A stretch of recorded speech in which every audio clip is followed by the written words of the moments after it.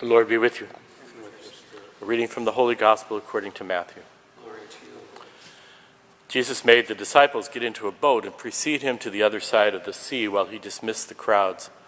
After doing so, he went up the mountain by himself to pray. When it was evening, he was there alone. Meanwhile, the boat, already a few miles offshore, was being tossed about by the waves, for the wind was against it. During the fourth watch of the night, he came toward them, walking on the sea.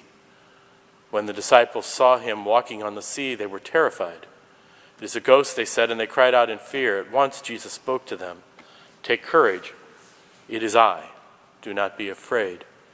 Peter said to him in reply, "Lord, if it is you, command me to come to you on the water." He said, "Come." Peter got out of the boat and began to walk on the water toward Jesus. But when he saw how strong the wind was, he became frightened. And beginning to sink, he cried out, "Lord, save me." Immediately, Jesus stretched out his hand and caught him and said to him, "O you of little faith, why did you doubt?" After they got into the boat, the wind died down.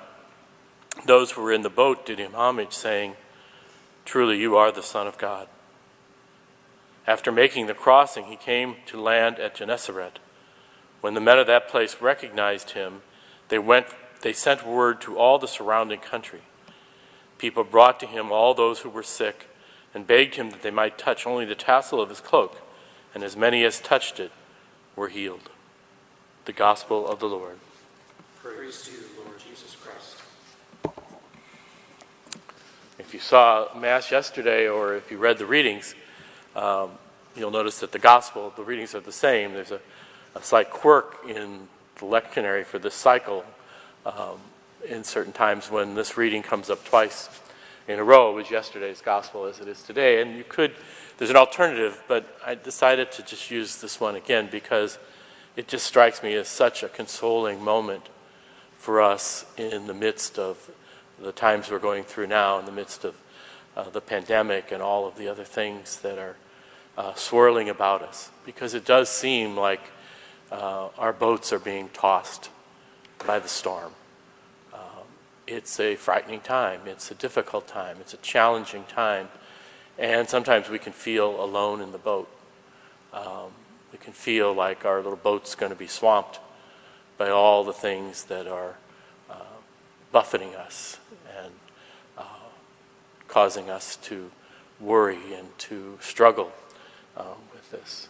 And that's why I think this gospel is so important, because it reminds us that we are in fact not alone in the boat, that Jesus comes to us in the midst of it. And we have the wonderful character of Peter.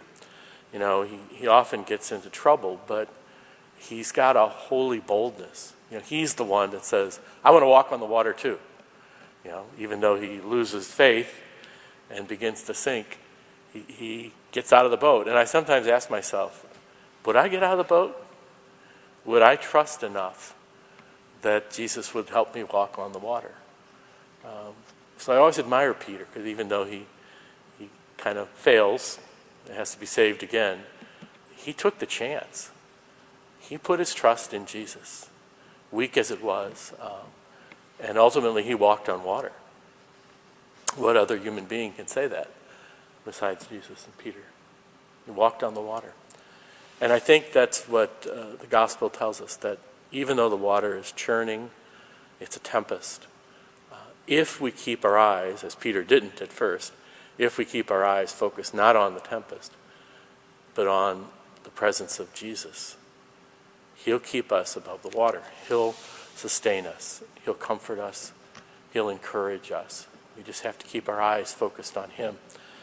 And then we can walk on the water. I have a poem I love very much by an Irish poet, Seamus Heaney, called "The Gravel Walks."